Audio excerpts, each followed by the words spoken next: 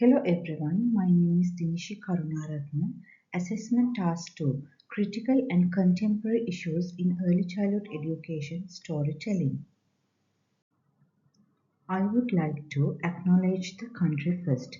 I pay my respect to elders past, present, and emerging, and any Aboriginal and Torres Strait Islander people here today.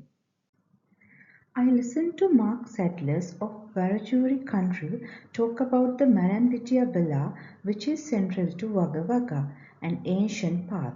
I was using all of my senses to listen to his story as I moved through the four levels of listening that Waddington Azambuja outlines: downloading, factual listening, empathetic listening, and generative listening.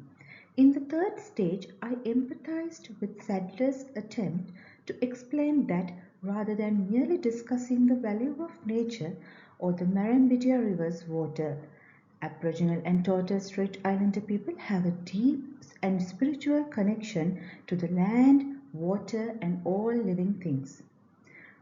I began to think deeply after hearing his story about how our elderly people have a great feeling of place and belonging, and how they have a deep respect for the environment. People used to think of themselves as a part of the environment rather than as being in control of it. As I listened to this story, I was also reminded of my early years spent in my motherland, where I grew up surrounded by nature in a rural location. I used to cherish the natural beauty of my parents' large fields and take care of them by thinking that the environment is part of our family. We are quick to respond, defend our opinions, and concentrate on presenting our point rather than taking in other people's viewpoints. But after giving Sadler a lot of thought, I realized that deep listening is a very different thing. It involves allowing ourselves to be present, to take in information without quickly reacting, and to listen with the intention of understanding rather than reacting. It goes beyond simply hearing words. This has helped me realize that everyone has a unique way of being and understanding, regardless of their background. As educators, it is crucial that we practice listening as explained by listening pedagogy in order to comprehend every child and incorporate their various requirements into our curriculum. We need to listen to our children deeply and without judgment in order to achieve that.